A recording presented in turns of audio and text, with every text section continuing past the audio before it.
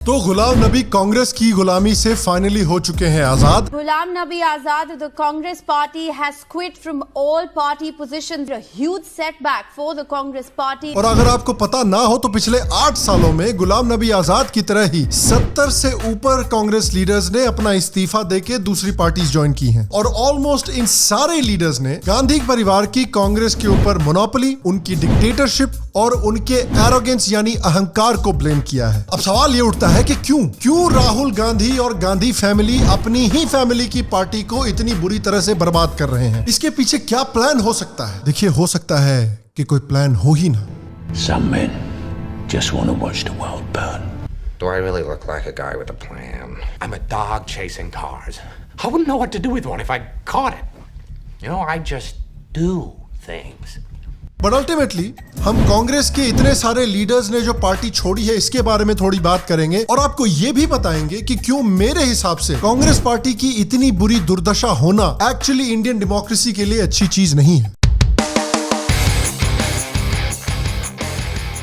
Hello और शाम Sharma show के इस एपिसोड में आपका बहुत बहुत स्वागत है। मैं हूं सेकुलरिज्म का सीईओ शाम शर्मा। आज मुझसे जुड़ने के लिए, आज का ये एपिसोड देखने के लिए आपका बहुत बहुत धन्यवाद और आप सबको एक सेक्युलर प्रणाम। देखिए, सबसे पहले तो जो शाम शर्मा शो का सिविलाइजेशनल आर्ट कंपटीशन था उसके वीडियो सबमिशंस के विनर्स मैंने अभी तक अनाउंस नहीं किए हैं, उसके लिए मैं माफी चाहता हूं। इस हफ्ते एक वीडियो में उस कंपटीशन के विनर्स और उस कंपटीशन के जो कॉम्पिलेशंस हैं वो होपफुली मैं आपको एक एक करके डिलीवर कर दूंगा। डिले के लिए मैं माफी चाहता हूं। और अब आइए आज की वीडियो की बात करते हैं। तो शायद अभी तक आपने सुन लिया होगा कि कांग्रेस पार्टी की 50 साल तक सेवा करने के बाद पिछले हफ्ते गुलाम नबी आजाद ने कांग्रेस पार्टी से अपना इस्तीफा दे दिया। गुलाम नबी आजाद कांग्रेस पार्टी के सबसे पुराने लीडर्स में से एक हैं, जिन्होंने इंदिरा गांधी गवर्नमेंट, राजीव गांधी गवर्नमेंट और मनमोहन सिंह गवर्नमेंट तीनों गवर्नमेंट्स में मिनिस्टर का रोल प्ले किया था। उसके साथ साथ गुलाम नबी आजाद कांग्रेस के कश्मीर में एक बहुत इंपॉर्टेंट लीडर भी हैं। अपना रेजिग्नेशन देने के समय पर गुलाम नबी आजाद ने एक लंबा रेजिग्नेशन लेटर भी लिखा है, जिसमें कि उन्होंने अपनी रेजिग्नेशन के पीछे जो ब्लेम है वो सारा का सारा राहुल गांधी, गांधी फैमिली और उनके चमचों के ऊपर डाला है। मैं आपको इस लेटर के कुछ इंपॉर्टेंट पॉइंट्स अभी बताने वाला हूं और आप देख सकते हैं कि गुलाम नबी आजाद ये चाहते थे कि पूरी दुनिया को पता चले कि कांग्रेस पार्टी के इस बुरी हश्र के पीछे किसका सबसे बड़ा हाथ है। ज्योतिरादित्य सिंधिया, हेमंत बिश्व शर्मा, अमरिंदर सिंह और कई कांग्रेस लीडर्स जिन्होंने हाल में ही कांग्रेस पार्टी छोड़ी है, जो रीजंस उन्होंने दिए हैं बेसिकली वही रीजंस गुलाम नबी आजाद ने भी कांग्रेस पार्टी छोड़ते समय दिए हैं। उन्होंने कहा कि कांग्रेस पार्टी की जो टॉप लीडरशिप है वो ऐसे किसी भी इंसान की बात नहीं सुनना चाहती जिसका लास्ट नेम गांधी ना हो। उन्होंने ये भी कहा है कि राहुल गांधी एक नंबर के इमैच्योर आदमी हैं और जो कांग्रेस पार्टी का डेमोक्रेटिक कंसल्टेटिव मैकेनिज्म था उसको पूरी तरह से इन्होंने डिस्ट्रॉय कर दिया है। यार चिच्चा, आपको इतने साल लग गए ये समझने में कि राहुल गांधी इमैच्योर हैं? यहाँ पे मुझे बताओ, एक बात समझाओ, ये जो चील है ये यहाँ क्यों उड़ रहे हैं? पिछले 5 साल से उनको रोजगार नहीं मिल रहा है। मध्य प्रदेश में 35 लाख। सर, ये तो आप ही की गलती है, हम सब लोग 20 साल पहले ही समझ गए थे। उन्होंने ये भी कहा है कि राहुल गांधी जो हैं उन्होंने अपने आप को सिर्फ चमचों से घेर के रखा हुआ है जो उनकी सिर्फ हाँ में हाँ मिलाते हैं। गुलाम नबी आजाद ने तो ये तक कहा कि मनमोहन सिंह को basically Sonia Gandhi UPA government के समय पर रिमोट कंट्रोल से चलाती थी और अब तो पूरी की पूरी कांग्रेस पार्टी को गांधी फैमिली इसी तरह से रिमोट कंट्रोल से चलाती है। गुलाम नबी आजाद ने यह भी कहा कि जब भी सीनियर लीडर्स ने गांधी फैमिली को ये बात समझाने की कोशिश की तो ये बात समझने के बजाय गांधी फैमिली ने अपने चमचे इन पे छोड़ दिए इनको अटैक करने के लिए। ये हालत है कांग्रेस पार्टी की भैया। याद रखिए कि पिछले हफ्ते ही गुलाम नबी आजाद के रिजाइन करने के 2-3 दिन पहले ही एक और कांग्रेस के यंग नेता जयवीर शेरगिल ने पार्टी से इस्तीफा दिया था और ऐसी ही चीजें बोली थी। और बताइए ये कितनी खूबसूरत बात है कि राहुल गांधी जी, जिन्होंने अपनी पार्टी का डेमोक्रेटिक प्रोसेस पूरी तरह से नेस्तनाबूद कर दिया है, वो देश के बाहर जाके मीडिया में कंप्लेन करते रहते हैं कि भारत की डेमोक्रेसी खतरे में है। अब गुलाम नबी आजाद जी के रेजिग्नेशन के बाद कांग्रेस पार्टी काफी बौखलाई हुई है। बड़े अलग अलग रिएक्शन आ रहे हैं। कुछ लोग तो बेचारे जो कुछ साल पहले ही राहुल गांधी के इतने बड़े चमचे थे जितने बड़े सलमान खान बंधन फिल्म में जैकी श्रॉफ के थे, वो आज अपने आप को कांग्रेस पार्टी से दूर कर रहे हैं। कुछ कांग्रेस लीडर्स गुलाम नबी आजाद को ही अटैक कर रहे हैं, कह रहे हैं कि जिसको कांग्रेस पार्टी ने इतने रिस्पेक्ट के साथ ट्रीट किया है वो कांग्रेस पार्टी को इस तरह से अटैक करके छोड़ के जा रहा है। कर्नाटका के कांग्रेस लीडर सिद्धारमैया जी भी ऐसी ही चीजें बोल रहे हैं। लेकिन कहते हैं ना, जब काल मनुज पर आता है पहले विवेक मर जाता है। तो अभी भी इंट्रोस्पेक्ट करने के बजाय कांग्रेस लीडर्स का एरोगेंस यानी अहंकार देखिए। अशोक गहलोत कह रहे हैं कि अगर गांधी फैमिली नहीं होती तो गुलाम नबी आजाद को कोई जानता भी नहीं। गांधी दबा में हटा देते, जैसी उम्मीद राहुल गांधी से कर रहे हैं, तो आज इस देश के अंदर गुलाम नबी आजाद का नाम या जो बाकी नेता जो भी हैं उनका नाम देश में कोई नहीं जानता। और राहुल गांधी की चर्बी देखिए भाई, उनका जवाब देखिए जब गुलाम नबी आजाद ने कांग्रेस पार्टी छोड़ी। और जो हमारे यहाँ डर रहे हैं उनको बाहर निकालो, चलो भैया जाओ, आरएसएस के हो जाओ, भागो, मजे लो। नहीं चाहिए, जरूरत नहीं है तुम्हारी, हमें निडर लोग चाहिए, ये हमारी आइडियोलॉजी। मतलब कांग्रेस पार्टी की एरोगेंस और अंधापन इतना बढ़ गया है कि दुनिया के सबसे बड़े लेफ्टिस्ट भी इस बात से परेशान हो गए। ये जो 70 लोग पिछले कुछ सालों में पार्टी छोड़ के गए हैं, ये है हंग्री फॉर पावर, ये है इनकॉम्पिटेंट। कौन हंग्री फॉर पावर और कौन इनकॉम्पिटेंट नहीं है? सिर्फ राहुल और सोनिया गांधी, बाकी सबके सब कमीने हैं ये 70 के 70। भैया अगर बैनर्जी बाबू जैसा लेफ्टिस्ट आपकी प्रॉब्लम्स को इतनी क्लियरली देख सकता है, तब समझ जाइए कि सीरियसली कोई प्रॉब्लम है। मतलब ये तो वही बात होगी कि अगर आपको तालिबान बोल रहा है कि आप कुछ ज्यादा ही एक्सट्रीमिस्ट हो गए हैं, Guys, it's too much. Excuse me. तो समझ जाइए कि शायद आप कुछ ज्यादा ही एक्सट्रीमिस्ट हो गए हैं। और देखिए कुछ लोगों का जो क्रिटिसिज्म है गुलाम नबी आजाद की तरफ कि भाई उनका ज़मीर इतने सालों के बाद 2022 में क्यों जागा, ये क्रिटिसिज्म भी सही है। इन्होंने मौका देखकर ही चौका मारा है। पहली बात कि अगर इनको पता था कि राहुल गांधी अच्छे लीडर नहीं है तो ये 5-6 साल पहले भी पार्टी छोड़ सकते थे। अगर इनको पता था कि यूपीए की गवर्नमेंट रिमोट कंट्रोल से सोनिया गांधी चला रही हैं, तो यूपीए की गवर्नमेंट के समय पे जब ये एक बड़े मिनिस्टर थे उस समय भी पार्टी छोड़ सकते थे। इन्होंने नहीं छोड़ी। इन्होंने पार्टी कब छोड़ी? जब इनको राज्यसभा की सीट देने के बजाय कांग्रेस पार्टी ने इमरान प्रतापगढ़ी को राज्यसभा की सीट दी। लेकिन देखिए at the end of the day इसका फर्क नहीं पड़ता कि इन्होंने पार्टी क्यों छोड़ी। फर्क ये पड़ता है कि जो मुद्दे गुलाम नबी आजाद ने उठाए हैं वो मुद्दे बिल्कुल सही हैं। और मेरी सबसे फेवरेट खबर इस हफ्ते की ये थी कि जयवीर शेरगिल और गुलाम नबी आजाद के रेजिग्नेशन के बाद कांग्रेस पार्टी ने तुरंत अनाउंस किया कि वो कांग्रेस पार्टी के प्रेसिडेंट को अनाउंस करने के लिए एक इलेक्शन करेंगे।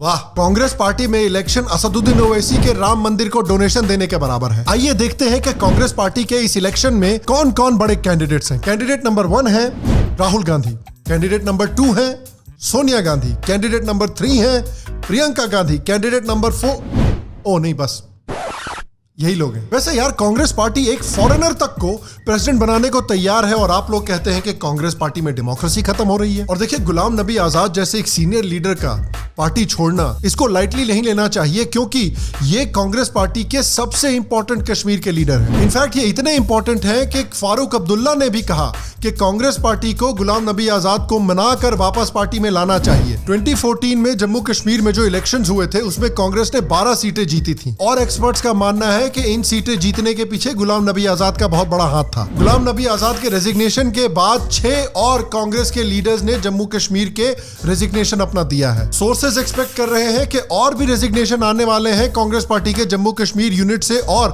अफवाहें ये फैली हुई हैं कि गुलाम नबी आजाद अपनी खुद की पार्टी जम्मू कश्मीर में फ्लोट करने वाले हैं। याद करिए कि गुलाम नबी आजाद ने पिछली साल मोदी जी की तारीफ भी की थी। 2021 में एक पार्लियामेंट स्पीच में भी मोदी जी ने गुलाम नबी आजाद जी की खूब तारीफ की थी और नरेंद्र मोदी गवर्नमेंट ने गुलाम नबी आजाद जी को पद्म भूषण भी दिया था। जिसके बाद गुलाम नबी आजाद ने कहा था कि मुझे बड़ा अच्छा लगा कि किसी ने तो भाई हमारे हार्ड वर्क को रिकॉग्नाइज किया। देखिए मेरे हिसाब से तो गुलाम नबी आजाद जी को बीजेपी ज्वाइन कर लेना चाहिए। अपनी खुद की पार्टी क्रिएट करने के बजाय अपनी खुद की पार्टी बना के इलेक्शन लड़ना तो अमरिंदर सिंह जी के लिए अच्छा डिसीजन नहीं साबित हुआ। क्या यही डिसीजन गुलाम नबी आजाद जी के लिए अच्छा डिसीजन साबित होगा ये तो मुझे नहीं पता, क्योंकि देखिए फिलहाल तो जम्मू कश्मीर जो है वो यूनियन टेरिटरी है। कब इसका यूनियन टेरिटरी स्टेटस हटेगा ये कोई नहीं जानता। गुलाम नबी आजाद जी आज 73 साल के हो चुके हैं। कितना समय है उनके पास इलेक्शन लड़ने के लिए ये कोई नहीं जानता। इस एज में अपनी खुद की पार्टी क्रिएट करने से अच्छा है एटलीस्ट मेरे हिसाब से कि उनको एक नेशनलिस्ट पार्टी ज्वाइन करनी चाहिए और जम्मू एंड कश्मीर को पूरी तरह से इंडिया में इंटीग्रेट करने में मदद करनी चाहिए उस पार्टी की। तो देखिए गुलाम नबी आजाद जी जो भी करते हैं फ्यूचर में उस पर कवरेज की जाएगी,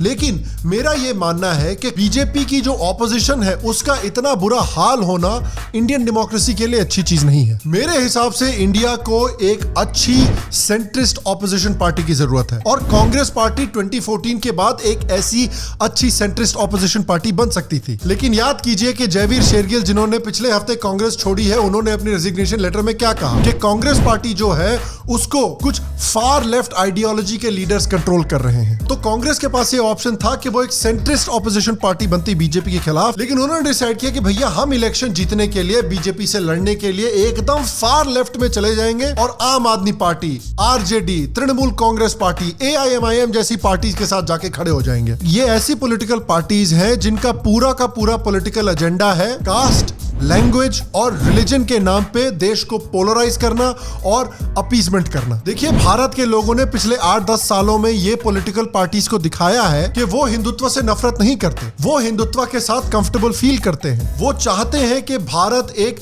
पंथ निरपेक्ष, धर्म निरपेक्ष नहीं, पंथ निरपेक्ष देश बने जिसका कल्चर भारत के हिंदू सिविलाइजेशन से जुड़ा हुआ रहे। इसीलिए भारत की पब्लिक ने एक ऐसी पार्टी को वोट किया है जिसने आर्टिकल 370 हटाया, जिसने राम मंदिर बनवाया, जिसने यूनिफॉर्म सिविल कोड प्रॉमिस किया है, जिसने सिटीजनशिप अमेंडमेंट एक्ट पास किया, जिसने ट्रिपल तलाक को बैन किया। तो कांग्रेस के पास ये अपॉर्चुनिटी थी कि वो समझने की कोशिश करते अपने वोटर बेस को कि कैसे ये वोटर बेस अपने सिविलाइजेशन से जुड़ा हुआ है। उनके पास ऑप्शन था कि वो अपने वोटर बेस को समझकर एक मॉडरेट हिंदुत्व अडॉप्ट करते, मुस्लिम अपीसमेंट बंद करते, यूनिफॉर्म सिविल कोड को सपोर्ट करते, राम मंदिर को सपोर्ट करते, आर्टिकल 370 के एब्रोगेशन को सपोर्ट करते, ये कहते कि हम एनआरसी को सपोर्ट नहीं करेंगे लेकिन हम सीएए को सपोर्ट करेंगे। लेकिन कांग्रेस को ये सब समझ में नहीं आया और आएगा भी कैसे भाई, ये है लीडर इनके। विश्वरैया view India as a union of states. मेरा नाम राहुल सावरकर नहीं है, मेरा नाम राहुल गांधी है।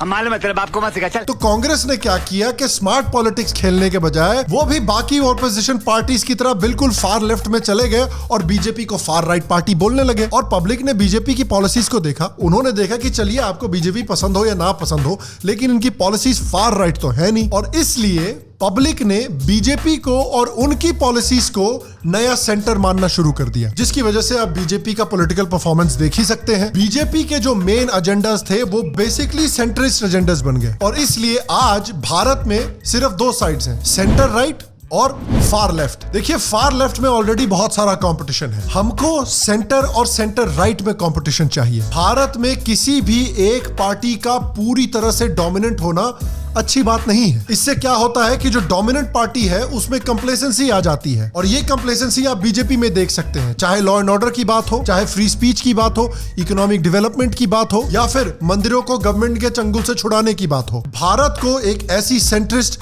या सेंटर लेफ्ट या सेंटर राइट पार्टी की जरूरत है जो हिंदुत्व को अपनाए और इन मुद्दों पर बीजेपी को कड़ी टक्कर दे। कांग्रेस हो सकती थी ये पार्टी, लेकिन कांग्रेस ने राहुल गांधी और गांधी फैमिली को पावर दे दी सारी, और राहुल गांधी जी ने जो कांग्रेस पार्टी का पिछले 10 साल में हाल किया है वो तो हम सब जानते ही हैं। तो मुझे नहीं लगता कि कांग्रेस पार्टी से प्रॉपर्ली ऑपोजिशन मिलने वाला है बीजेपी को। बीजेपी का ऑपोजिशन जो है वो मेरे हिसाब से अल्टीमेटली बीजेपी से ही आएगा।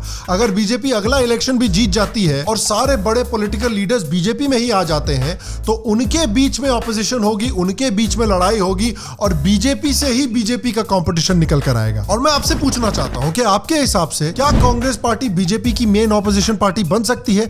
आपके हिसाब से बीजेपी की मेन ऑपोजिशन पार्टी कौन बन सकती है अगले इलेक्शन साइकिल में? नीचे कमेंट सेक्शन में मुझे जरूर बताएं। अगर आप राहुल गांधी के और कारनामे देखना चाहते हैं शाम शर्मा शो पर तो यहां पर क्लिक करके आप वो वीडियोस देख सकते हैं। अगर आप शाम शर्मा शो का नया मर्च देखना चाहते हैं तो नीचे लिंक में क्लिक करके शाम शर्मा शो का नया मर्च भी चेकआउट करें।